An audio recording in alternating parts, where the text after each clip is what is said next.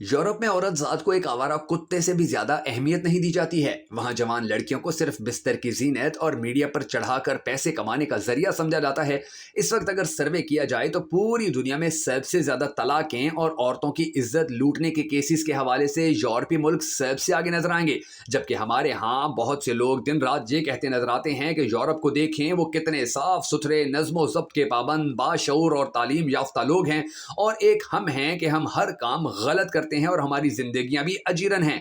यूरोपीय मुल्क हमें हमसे बेहतर नजर आते हैं और ये बात दुरुस्त भी है। वहां के लोगों को आज मुफ्त बिजली, तालीम और सेहत की सहूलतें दी जाती हैं। वहां बगैर वजह के पुलिस लोगों के घरों पर छापे नहीं मारते, और ना ही वहां हुक्मरान अपनी अय्याशी पूरी करने के लिए 100 रुपए फी यूनिट बिजली बेचते हैं। यूरोप की अदालतें ऐसी हैं कि जहां इंसाफ इतनी जल्दी मिलता है कि जितना पाकिस्तानी कौम सोच भी नहीं सकती है। वहां आपको दूध, दही और खाने पीने की चीजें बिल्कुल खालिस मिलेंगी। यूरोप के मुल्कों में पुलिस खौफ की नहीं बल्कि तहफ्फुज की निशानी मानी जाती है। मगर यूरोप की इस तरक्की और खुशहाली के पस मंजर में छुपे भयानक तरीन मजालिम और जराइम को नजरअंदाज करना इंतहाई नाइंसाफी होगी। आपके लिए ये बात याद रखना जरूरी है कि यूरोप के कुछ ममालिक मसलन स्पेन, पुर्तगाल, हॉलैंड, जर्मनी, फ्रांस, इटली और बरतानिया ने मशरिक में जापान, एशिया में हिंदुस्तान, चीन और अफ्रीका पर कब्जा करके वहां के कुदरती वसाइल को न सिर्फ लूटा बल्कि यहाँ के इंसानों को गुलाम बनाकर कैरिबियन ममालिक मसलन जनूबी अमेरिका, फिजी और अफ्रीका तक ले जाकर उनसे जबरी जिस्मानी मुशक्कत करवाई। अमेरिका, ऑस्ट्रेलिया, न्यूजीलैंड और कनाडा के अवाम का कत्ले आम किया गया, फिर वहां यूरोपीय ममालिक के लोगों को ले जाकर बसाया गया, और आज भी अमेरिका, ऑस्ट्रेलिया, न्यूजीलैंड और कनाडा के कदीम बासियों से हकारत आमेज और दूसरे दर्जे के शहरी की तरह बर्ताव किया जाता है। चीन पर जापान का तसल्लुत और कत्लो गारत गरी की कोई मिसाल नहीं मिलती है।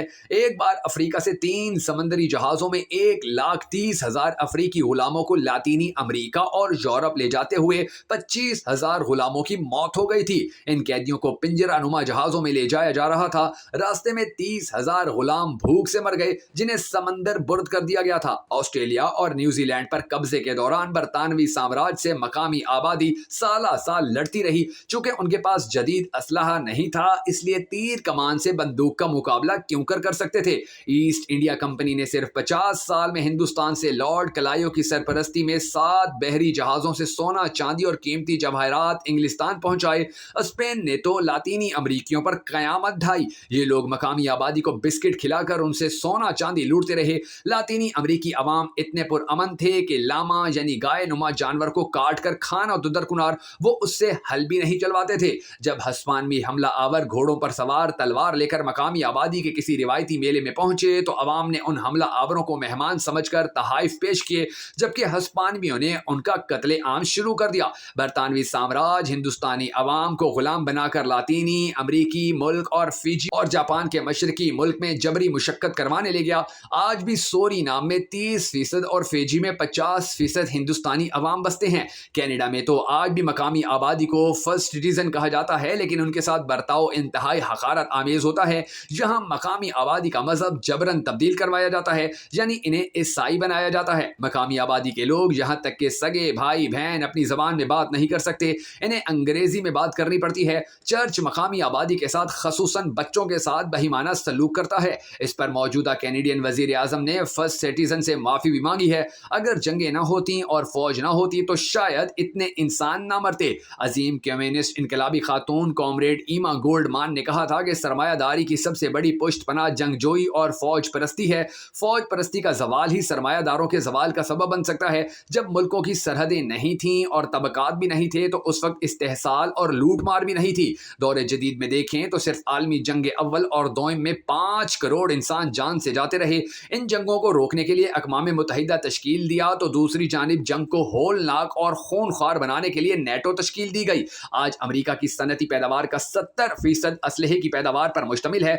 इसलिए आज के दौर की आलमी बरादरी का मतलब नेटो, यूएनओ और अमेरिका है। किसी ने दुरुस्त कहा था कि जंग जितनी हौलनाक होती है वो उतनी ही मुनाफा बख्श है। जब जंग होती है तो तबाही भी होती है, यानी अमारात, सड़कें, रेल की लाइनें, हवाई अड्डे, पुल, जंगलात, झीलें, खेत खलियान, फैक्ट्रियां, मिल और कारखाने सब कुछ तबाह हो जाते हैं। इन्हें तामीर करने के लिए मुख्तलिफ शोबाजात कंपनियों को ठेके मिलते हैं और सरमायादारों को लूटने के फिर से नए मौके मुयस्सर आते हैं, जैसा कि Somalia, Sudan, Iran, Iraq, Libya, Afghanistan, Pakistan اور ہندوستان کی جنگوں میں جب تباہی ہوئی تو اس کے بعد ان کی تعمیر کے لیے ملکی اور غیر ملکی سرمایہ داروں کو ٹھیکے ملے.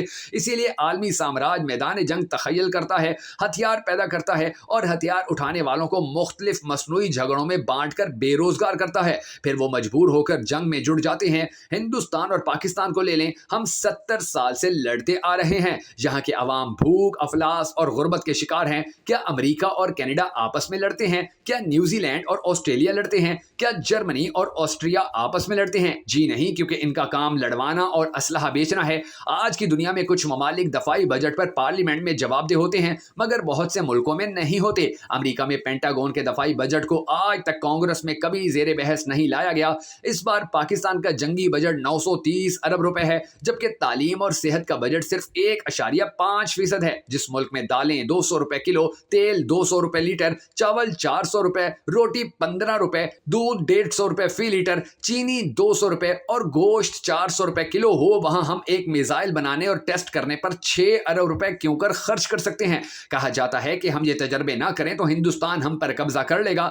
امریکہ کے پاس ہزاروں ایٹمی وار ہیڈ ہیں، جبکہ امریکہ سے 100 میل دور کیوبا ہے، اس کے پاس کوئی ایٹم بم نہیں ہے. امریکہ اس پر کیوں حملہ نہیں کرتا؟ امریکہ ہمیں $1 دے کر $14 لے جاتا ہے.